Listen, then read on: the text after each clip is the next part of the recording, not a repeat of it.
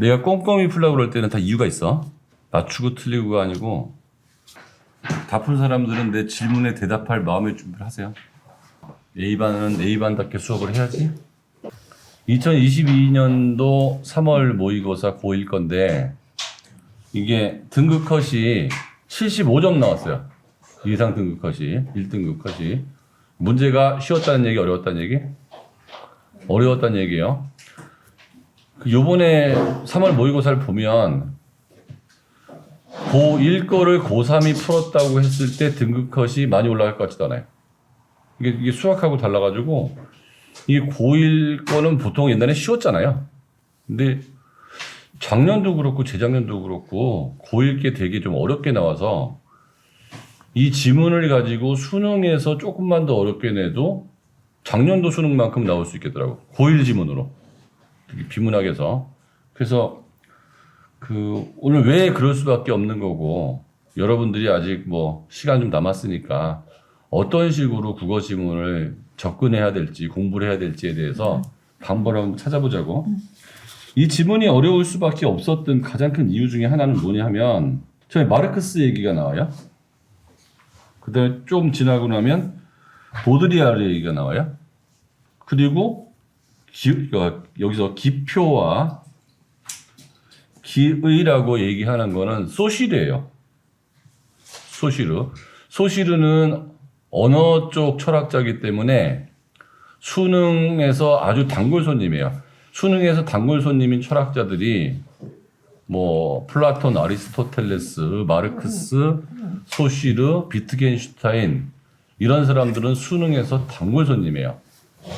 이미 문제은행에 출제가 돼 있을 가능성이 되게 높고요. 그 다음에 이게 어려운 또 다른 이유가 뭐냐 하면 마르크스 얘기가 나오면서 사용가치란 얘기가 나오고 교환가치란 얘기가 나와요. 이건 경제학에서 다루는 부분이에요. 그리고 소시르의 얘기가 나오는데 이 소시르의 얘기는 철학에서 나오는 거예요. 언어 철학 쪽에. 근데 보드리아르는 이게 이제 미디어, 커뮤니케이션. 선생님이 대학교에서 이제 미디어로 전공했잖아요. 연세대에서 미디어 전공에 석사했는데 이거 대학원에서 내가 배운 거예요.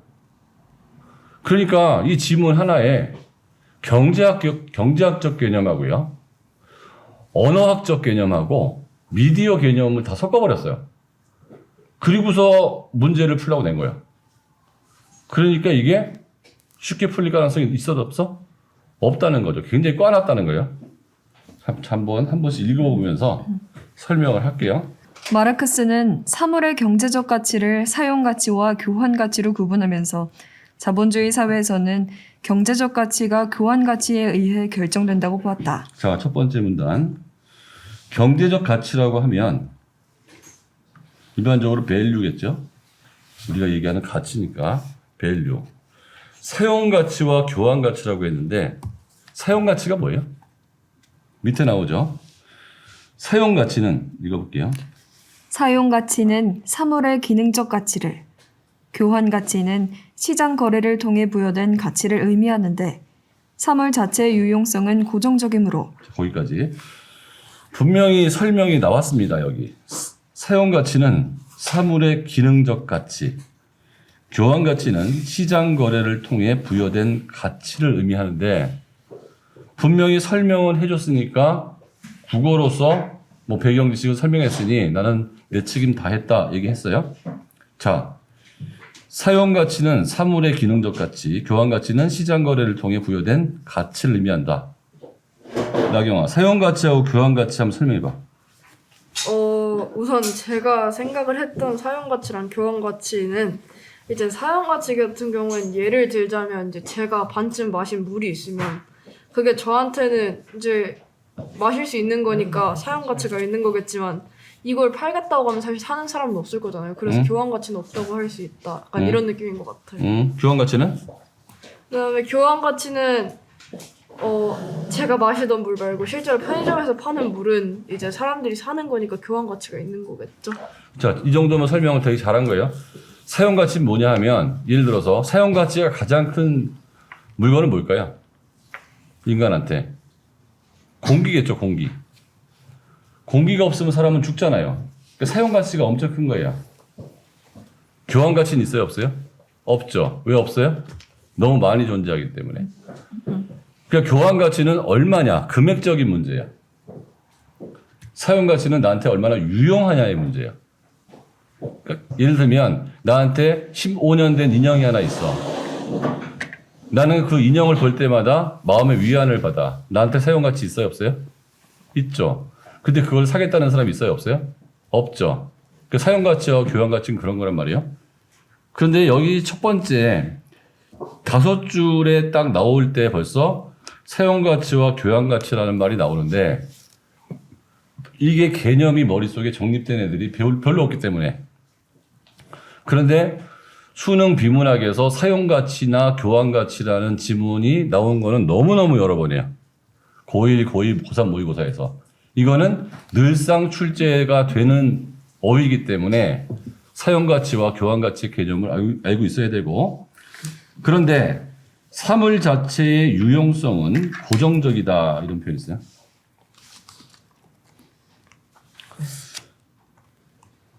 사물 자체의 유용성은 고정적이다. 그러니까 사용 가치가 고정적이다. 교환 가치가 고정적이다. 뭐가 고정적인 거지? 사용 가치가 고정적인 거죠. 사물의 기능적 가치를 유용이라는 표현을 썼어요. 시장에서의 수요와 공급에 의한. 시장에서의 수요와 공급에 의해서만 경제적 가치가 결정된다고 보았기 때문이다. 자, 시장에서의 수요와 공급에 의해서 경제적 가치가 결정됐다. 그러니까 교환 가치에 의해서 결정된다. 그거죠. 계속. 또한 그는 사물의 거래 가격은 결국 사물의 생산 비용에 의해 결정된다는 점에서 소비를 생산에 종속된 현상으로 보고 소비의 자율성을 인정하지 않았다. 또 한 수부터 시작해서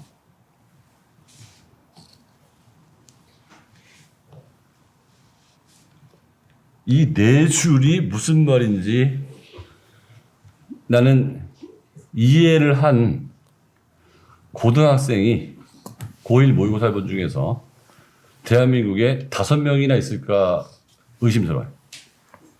솔직히 심정적으로 한 명도 없을 것 같아. 또한 그는 사물의 거래 가격은 결국 사물의 생산 비용에 의해서 결정된다는 점에서 소비를 생산에 종속된 현상으로 보고 소비의 자율성을 인정하지 않았다. 말 자체도 되게 어려운데요. 일단 이 말을 풀어서 한번 얘기해 볼 사람. 말 자체도 되게 어려운데 이게 뭔 소리야? 서빈아, 할 수 있겠냐? 이게 뭔 소리냐? 그러니까 소비가 생산에 왜 종속되냐고. 이 정도면 90% 맞춘 거야. 그러니까 솔직히 말하면 너 같은 대답을 할 만한 사람이 현재 고1에 거의 없다고 보는 거야. 시연이 너 설명해봐. 무슨 말인지. 왜 생산 비용에 의해서 결정되죠? 설명해봐. 똑같았다고 얘기하지 말고. 이게 제가 생각한 게 맞는 건지 모르겠는데 일단 저는 풀면서 생각을 했던 게, 그러니까 마르크스가 봤던 거는 그냥 만들어지면 다 사간다라고 생각을 했던 것 같아요. 그래서 이제 그러니까 뭐 굳이 따지자면 뭔가 산업혁명이나 이전에 있었던 생각이 아닐까 생각을 했는데, 그러니까 이때는 그러니까 쓸 수 있는 것보다 만들어지는 게 적었으니까, 그러니까 만들어지면 그 만들어지는 족족이 다 사람들이 사간다는 가정하에서 문장을 보면은 이제 소비가 생산에 종속됐다고 할 수 있지 않을까 생각을 했어요. 그거는 약간 핀트가 잘못된 것 같아. 왜냐하면 마르크스는 산업혁명 이후에 나타난 사람이거든. 그 산업혁명의 문제점이 발생했을 때 마르크스가 그 폐해를 지적하기 위해서 나타난 사람인데, 여기서 보면 수요와 공급에 의해서 결정된다고 그랬잖아요. 수요는 소비적 측면이고 그 다음에 공급은 공급적 측면이잖아요. 생산의 측면. 터빈이하고 수진이가 제대로 얘기한 것 같은데, 자 볼게요. 이런 개념이에요.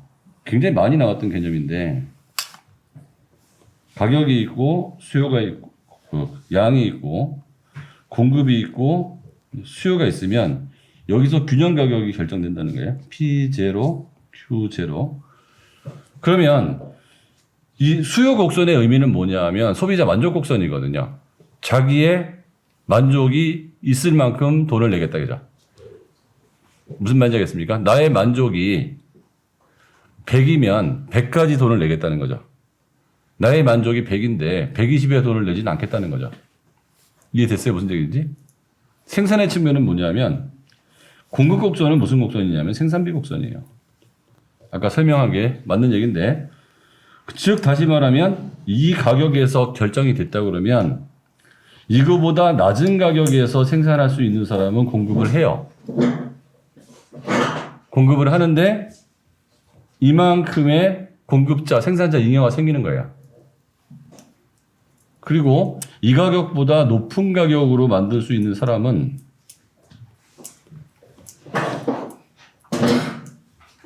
공급을 못 해요. 왜냐하면 시장 가격보다 내 생산비가 더 크니까.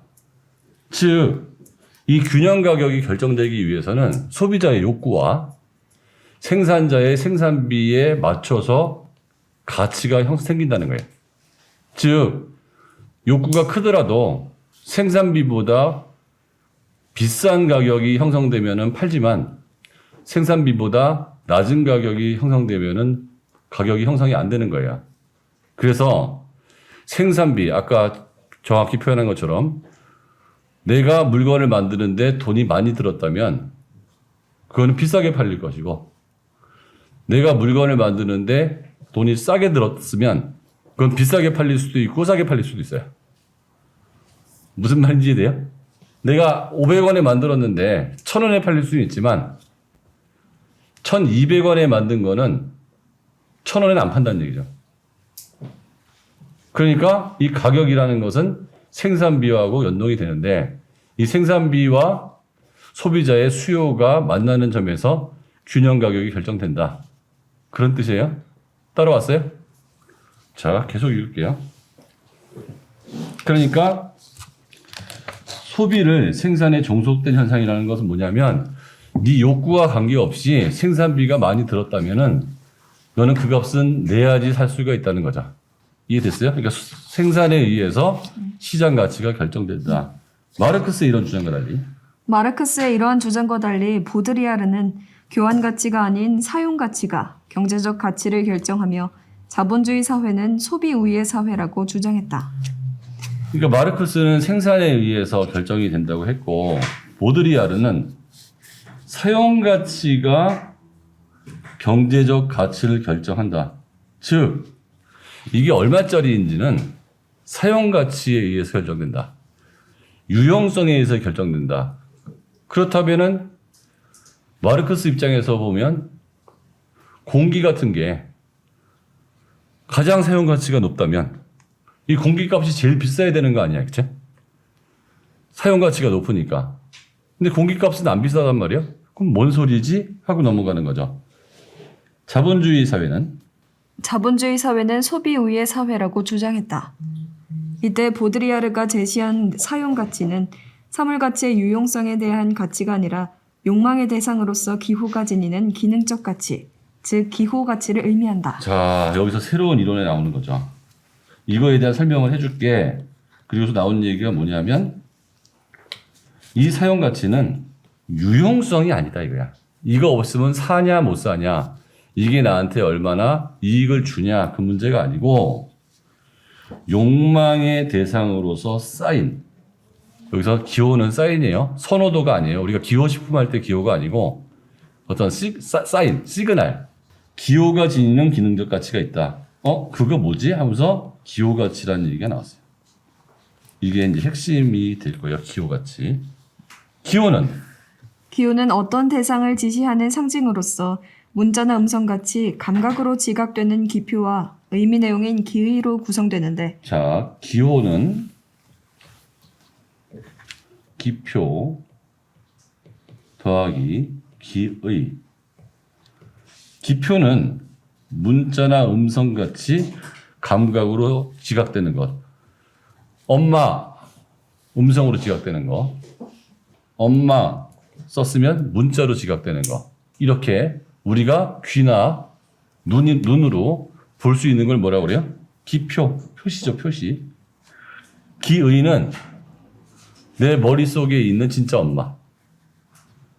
무슨 말인지 알겠죠? 머릿속에 있는 진짜 엄마. 그분. 의미 내용. 일로 와 라고 했죠. 일로 와 라고 하는 거는 기표죠. 진짜 뜻은 그쪽 자리에서 이쪽 자리로 이동하라는 얘기죠. 이게 기의. 기표와 기의 관계는 기표와 기의 관계는 자의적이다. 요 얘기를 한 게 누구냐면 소시르예요. 기표와 기의 관계. 그리고 소시르는 계속 시험 문제에 나오는 사람이에요. 근데 기표와 기의 관계는 자의적이라는 건 뭐냐 하면 엄마라고 부르지 않고 마마라고 불러도 그 사람인 거고 무 이렇게 불러도 그 사람인 거죠. 뭐라고 부르는 거는 특별한 약속이 있어서 그런 것은 아니고 지들 맘대로다 이런 뜻이죠. 자의적이다. 가령 남성이란 문자는 필연적으로 어떤 대상을 지시하는 것이 아니며 여성이란 기호와의 관계 속에서 의미 내용이 결정된다. 다시 말해 어떤 기호의 의미 내용을 결정하는 것은 기표와 기의 관계가 아니라 기호들 간의 관계, 즉 기호 체계다. 어떤 기호의 의미 내용을 결정하는 것은 기표와 기의 관계가 아니고 원래 뜻이 있는 것에 표시되는 그것이 아니고 기호 대 기호의 관계다. 남성의 반대 여성, 엄마의 반대 아들, 뭐 반대라기보다는 반대편에 있는. 그래서 기호들 간의 관계에서 어떤 기호의 의미 내용이 결정된다. 여기까지 넘어갔죠? 그게 기호 체계라고 부른다. 보드리아르는 자본주의 사회에서 대량 생산 기술이 급속하게 발전하면서 소비자가 기호 가치 때문에 사물을 소비한다고 보았다. 자, 여기서 갑자기 이상한 얘기가 툭 튀어나온 거예요. 보드리아르는 자본주의 사회에서 대량 생산 기술이 급속하게 발전하면서 많이 만들어지면서 소비자가 기호 가치 때문에 사물을 소비한다고 보았다. 갑자기 뭔 소리지 하면서 우리가 소비하는 이유가 기호 가치라고 했다. 마르크스는 교환 가치라고 했는데 대량 생산 기술의 발전으로 수요를 충족하고 남을 만큼의 공급이 이루어져 사물 자체의 유용성은 더 이상 소비를 결정하는 요인으로 작용할 수 없기 때문이다. 자, 가방이 있어요.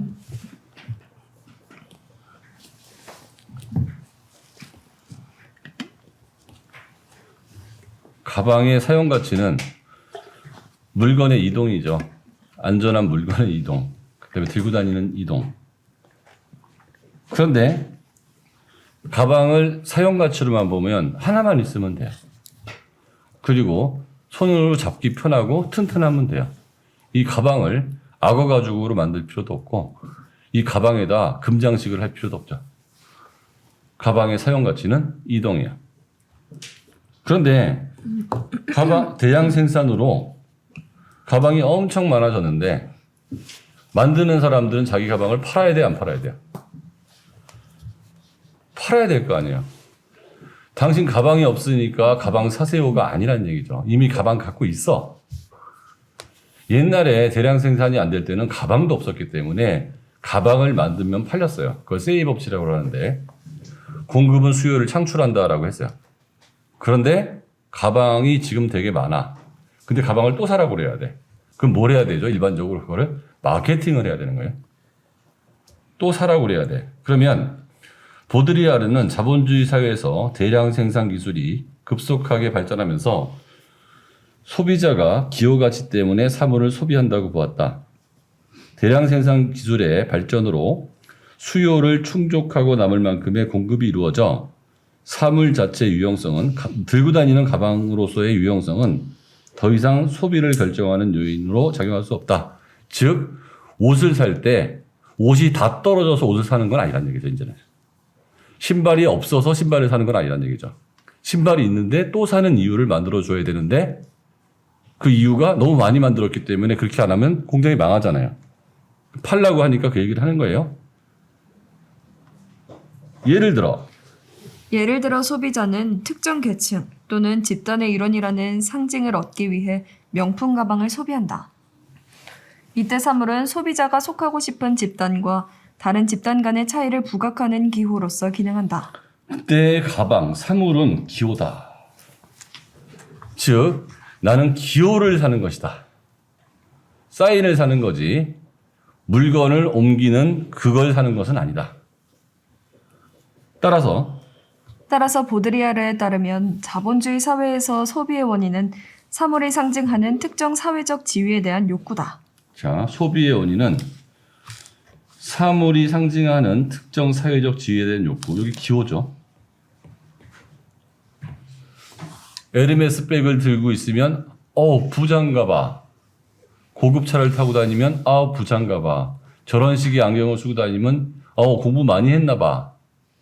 머리가 어떠면 뭐 깔끔하면 저 사람은 깨끗해 보여. 무슨 말인지 알겠죠?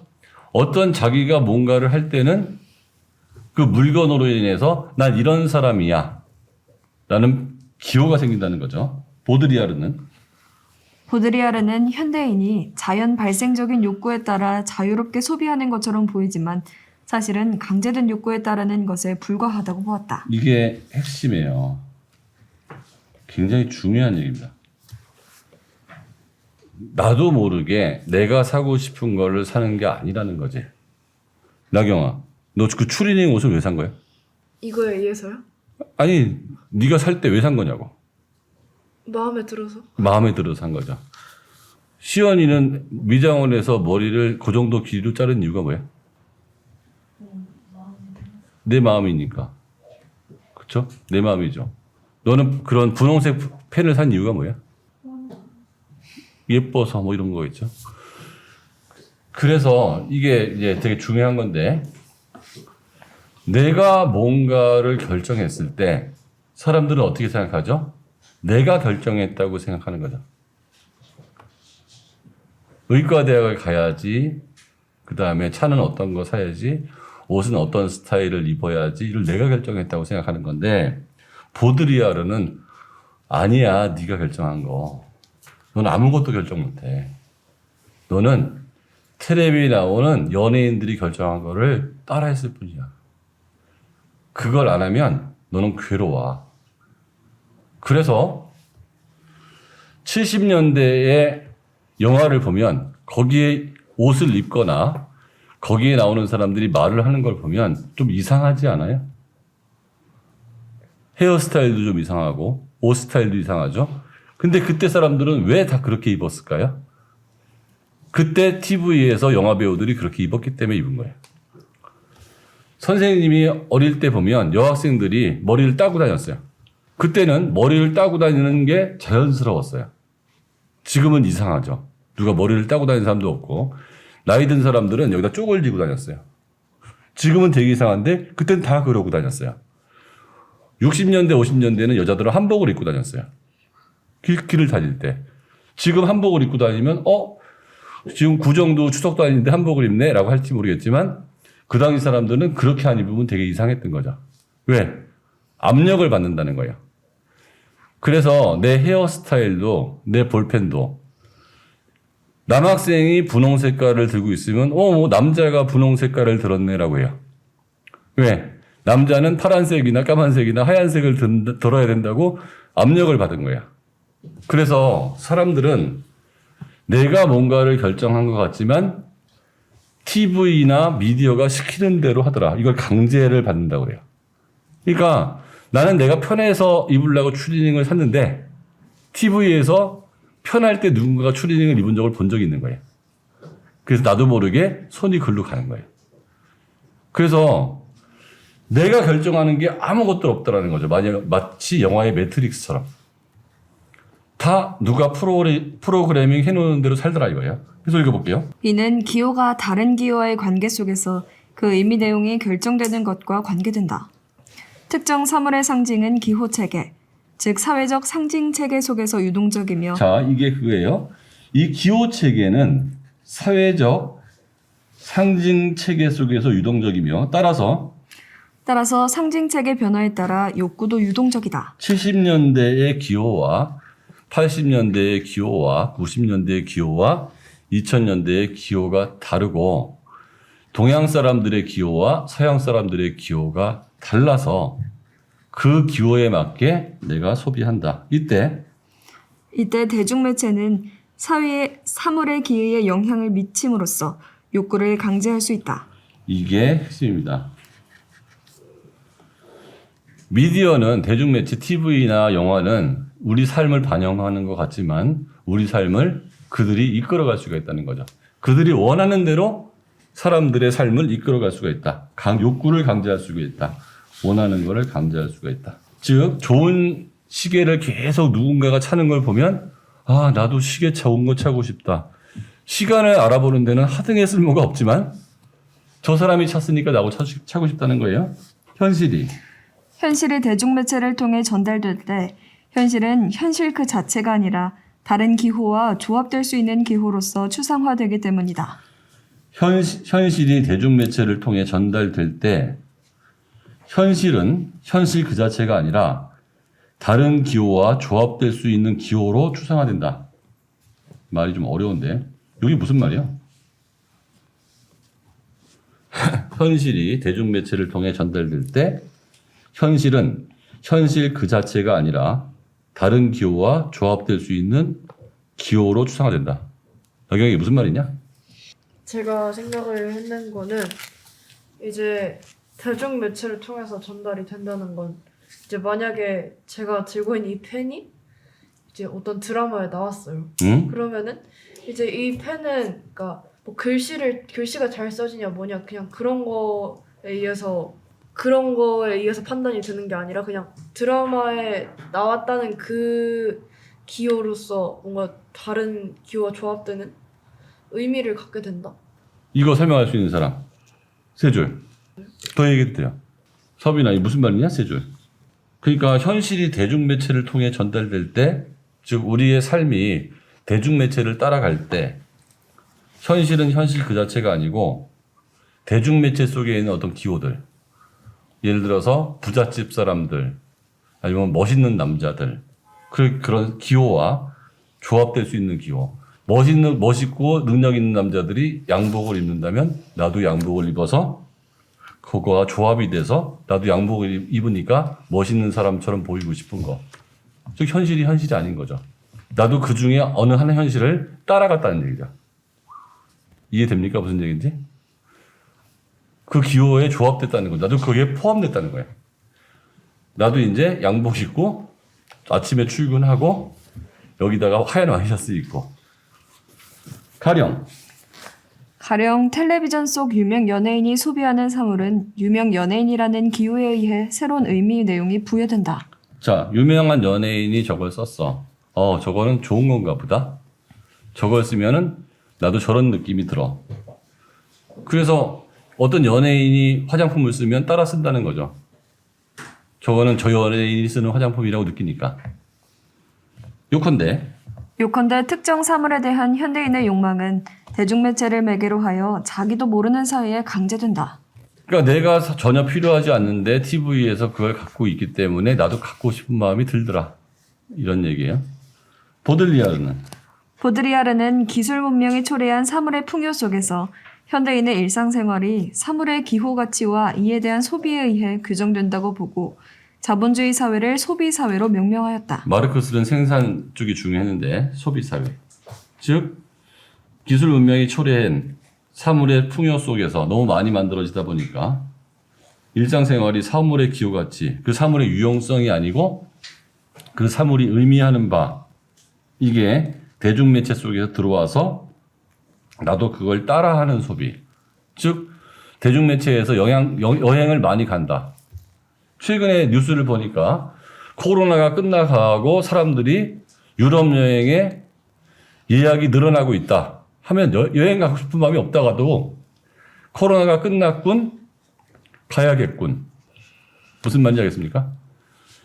코로나 초기 한번 생각해 볼게요. 50명만 코로나가 걸려도 집안에서 꽁꽁 걸어 잠그고 사람들을 안 만나고 별짓 다 했죠? 그때는 대중매체에서 뭐라고 그랬어요? 코로나가 위험하다고 그랬어요.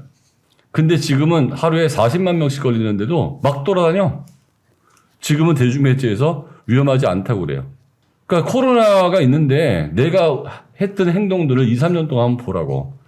내가 알아서 주의를 했는지, 사람들이 주의를 하면 같이 주의를 하고, 사람들이 느슨하면 같이 느슨했는지. 근데 지금도 코로나로 죽어가는 사람은 많아요, 적어요? 그때보다 훨씬 많거든요. 내 행동이 대중매체를 따라가더라 이거예요. 그 이론은 소비가 인간에 미치는 영향을 비판적으로 성찰해야 한다는 점을 시사한다. 그러니까 그 소비가 유용성이 아닌 대중매체 속에서 기호체계로 가는 것은 문제가 있다. 이런 얘기죠. 글 이해됐습니까? 자, 16번. 동아야 16번 답 뭐니? 수진아 16번 답 뭐니? 5번. 자, 나경이가 16번 1번부터 설명해 볼까? 틀린 이유. 1번 같은 경우에는 기억은 누구죠? 기억은 마르크스죠. 마르크스. 니은은 니은은 이제 보드리아르고. 보드리아르. 자, 보자. 일단 기업 같은 경우에는 소비가 생산의 종속되므로 사용 가치와 교환 가치는 결국 동일하다고 했는데 소비가 생산의 종속이 된 건 맞아요. 근데 사용 가치랑 교환 가치가 동일하다는 건 이제 글에 언급되지 않은 내용이니까. 다른 사용 가치는 이거고 네. 교환 가치는 저거다라고 설명이 됐죠. 그쵸, 다른 거니까. 종속되고 안 되고 상관없이 이게 같은 건 아니죠. 2번. 2번 같은 경우에는 사물 자체의 유용성은 변하지 않으므로 소비자의 욕구를 중심으로 분석해야 된다고 했는데 응? 이건 오히려 이제 마르크스보단 보드리아르의 입장에 맞는 것 같습니다. 사물 자체의 유용성은 변하지 않으므로 소비자의 욕구를 중심으로 분석하는 게 아니고 생산비 아니면 보드리아르 입장으로 간다 그러면 사물 자체의 유용성이 있더라도 소비자의 욕구에 의해서 바뀐다. 두 개 다 틀린 거죠. 일단 내용은 오히려 보드리아르에 가깝고 그 다음에 마르크스로 가려고 그러면 이걸 바꿔야 되고. 3번. 3번 같은 경우에는 소비자에게 소비의 자율성이 존재하므로 교환 가치가 사용 가치를 결정한다고 했는데 응? 일단 교환 가치는 사용 가치를 결정하지 않고요. 응? 그래서 이건 마르크스도 보드리아르도 아닌 그냥 무언가인 것 같아요. 그 사용 가치가 교환 가치를 결정한다고 그러면 말이 되죠. 왜냐하면 그 사용 가치가 그 보드리아르는 마르크스의 사용 가치가 아니고 기호 체계가 사용 가치라고 했으니까 그 사용 가치가 높은 거는 즉 내가 폼내기 좋은 거는 비싼 돈 주고 살 수 있는 거니까 그러니까 최소한 교환 가치가 사용 가치를 결정한다고 보진 않았죠. 이해됐죠? 4번. 4번 같은 경우에는 개인에게 욕구가 강제되므로 소비를 통해 집단 간의 사회적 차이가 소멸한다고 했는데 집단 간의 사회적 차이가 소멸하는 게 아니죠. 발생하죠. 네. 이게 소멸이 아니고 발생을 하죠. 5번. 네, 마지막으로 전 5번이 맞다고 했는데 응? 경제적 가치는 사회적 상징 체계에 따라 결정되므로 기호 가치가 소비의 원인이다라고 했어요. 응? 그러니까 여기서 보드리아르가 얘기를 했던 게 사용 가치가 경제 가치이고 그 다음에 사용 가치는 기호 가치라고 했으니까 응? 맞는 말이라고 할 수 있겠죠. 그렇죠. 사회적 상징 체계라는 게 기호잖아요. 기호에 따라 결정되므로 기호 가치가 소비의 원인이다. 정답. 자, 17번. 서비는 뭐냐? 5번. 동아 뭐냐? 끼워 풀었어. 수진아, 17번 뭐냐? 5번. 시연이 17번. 1번. 나경이 설명해봐. 제가요? 응? 저는 1번을 했는데 응? 일단 1번 사물은 기표로서의 추상성과 기의로서의 구체성을 갖는다라고 했어요. 응? 기표라는 거는 음성, 네. 문자, 감각적이에요, 감각적이잖아요. 안와요. 감각적이죠. 들리거나 보이죠. 감각적인 거를 구체적이라고 그러죠. 감각적인 건 뭐다? 구체적이다. 구체적. 감각적이지 않은 거, 머릿속으로 생각해야 되는 거. 그걸 뭐라고 그래요? 개념적, 추상적 이렇게 얘기하죠. 즉 아름다움, 이라고 말을 하면 구체적으로 들리거나 쓸 수 있죠. 근데 아름다운 그 자체. 이거는 기의죠. 무슨 말인지 알겠습니까? 여자라는 게 구체적으로 존재해요, 존재하지 않아요? 우리가 머릿속에 있는 여자가 떠오르는 거죠. 여자라는 발음을 듣고. 그러니까 바뀐 거죠. 추상성과 구체성이. 이거는 틀린 거예요. 2번 설명입니다. 2번은 사물과 그것이 상징하는 특정한 사회적 지위와의 관계는 자의적이라고 했어요. 어렵죠. 사물이 있고 기호가 있고 기호는 기표와 기의로 되어 있다고 그랬죠. 이 기호는 기표와 기의로 되어 있는데 이 기표와 기의 관계가 자의적이라면 기호도 자의적인 거죠. 그러니까 사물과 그것이 상징하는 특정한 사회적 지위 관계 기호는 자의적이다. 무슨 말인지 됐습니까? 맞는 얘기예요. 3번 읽어볼까요? 사물은 사물 자체가 아닌 사물 간의 관계를 통해 의미 내용이 결정된다. 사물 간의 관계 기호 대 기호에 의해서 결정된다고 했죠. 4번. 소비는 사물이라는 기호를 통해 특정 계층 또는 집단의 일원이라는 상징을 얻는 행위다. 자, 이것도 본문에 나와 있는 얘기죠. 그 보드리아르, 그렇죠? 5번. 기호 가치는 사물의 기의와 그에 대한 소비자의 욕구와 관련될 뿐 사물의 기표에 의해 결정되는 것은 아니다. 자, 기표는 음성이니까 음성에 의해서 결정되는 거는 아니고 음성이나 글자 그 본질과 그렇죠? 그거에 대한 욕구 기호 그러니까 기호 중에서 기의 쪽 그리고 그거에 대한 욕구와 관련되는 거지 그거를 마마라고 부르든 바바라고 부르든 거기에 의해서 결정되는 것은 아니다. 답은 뭐죠?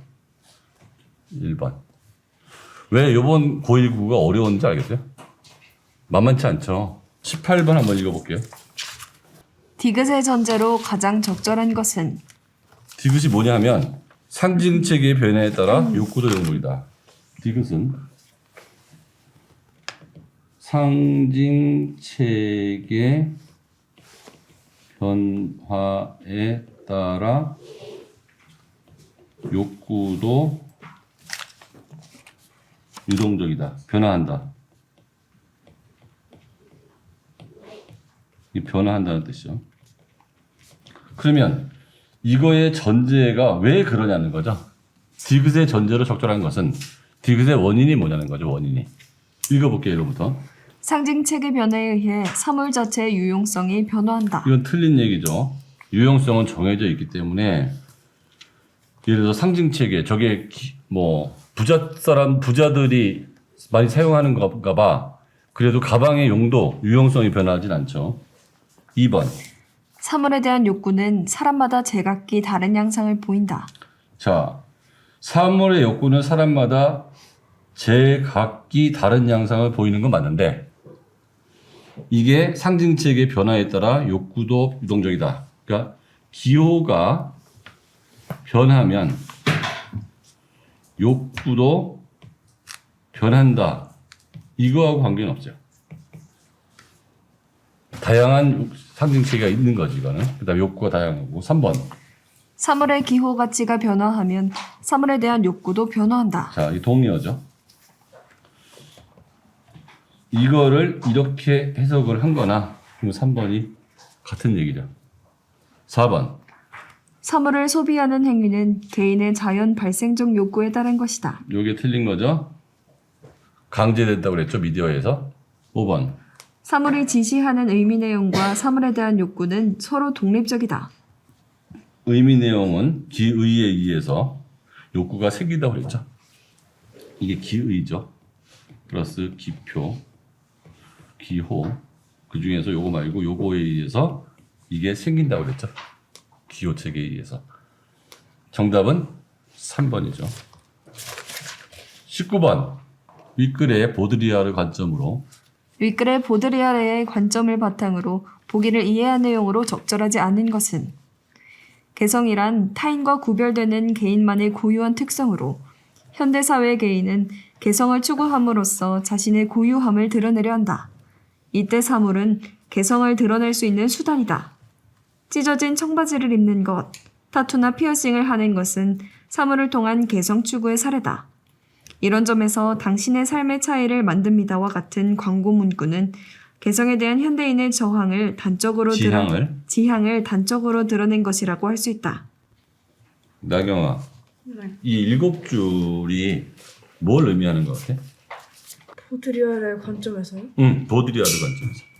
그러니까 보드리아르가 이거를 해석을 하면은 응?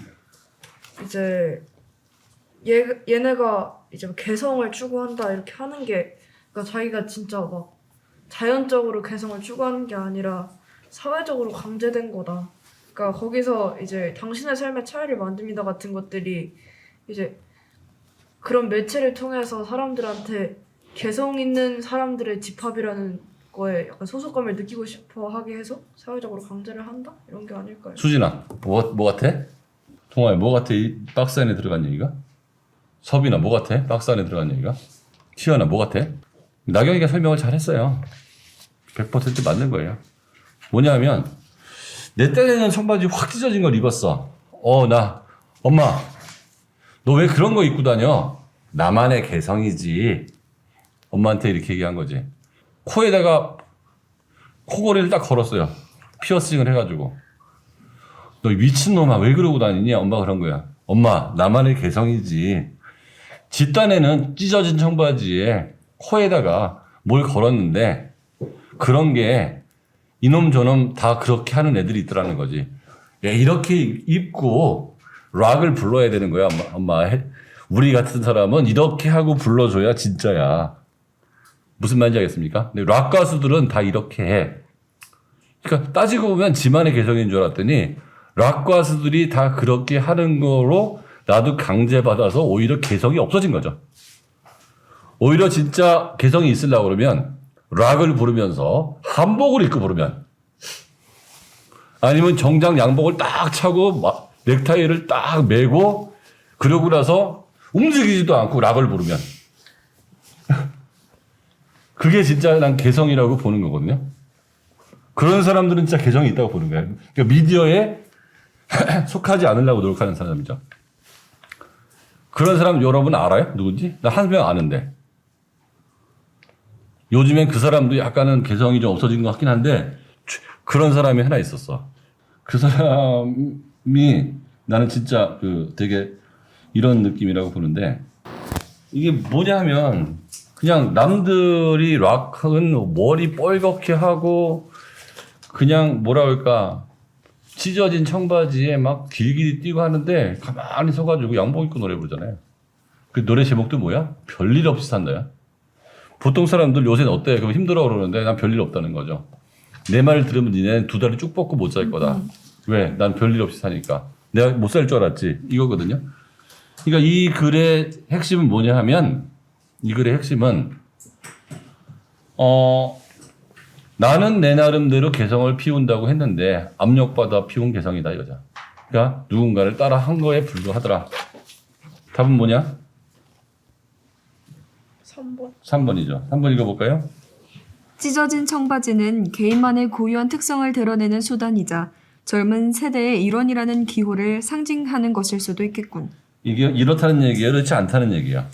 아니라는 거죠. 이것조차 강제받았다는 얘기죠. 1번부터 읽어볼까요? 타인과 구별되는 개성이란 개인이 소속되길 바라는 집단의 차별화된 속성일 수 있겠군. 내 딴에는 개성인데 우리 나이 또래 애들이 다 머리에 핀 꽂고 다니니까 핀을 꽂은 거라 이거지. 그러니까 나도 우리 또래 애들이다. 여중생들 보면은 이게 치마를 짧게 입고 다니는 여중생들이 있어요. 근데 물어보면 원래 짧게 나왔다고 그러는데 내가 보기에 원래 짧은 게 아닌 것 같아. 근데 다 그러니까 나 혼자 길게 하고 다니기도 참 뭐하다 이거죠. 2번. 소비사회에서 사물을 통한 개성의 추구는 그 사물의 기호 가치에 대한 욕구에서 비롯되겠군. 자, 이 본문에 나온 얘기고요. 4번. 당신의 삶의 차이를 만듭니다라는 광고 문구는 그 광고의 상품을 소비함으로써 사회적 차이를 드러내고 싶다는 욕구를 강제하는 것일 수 있겠군. 맞죠. 4번. 5번. 타투나 피어싱을 한 유명 연예인을 텔레비전에서 보고 이를 따라하기 위해 돈을 지불하는 것은 대중매체를 매개로 하여 추상화된 기호를 소비하는 것일 수도 있겠군. 그렇죠. 그들을 따라 하는 거죠. 추상화된 기호. 저렇게 옷을 입으면 나도 멋져 보여. 그러니까 따라 하겠다 이거예요. 자, 20번. 나경아 20분 문의. 이런 거는 맞춤만 보면 되기 때문에 뭐 설명할 필요도 없는 문제예요.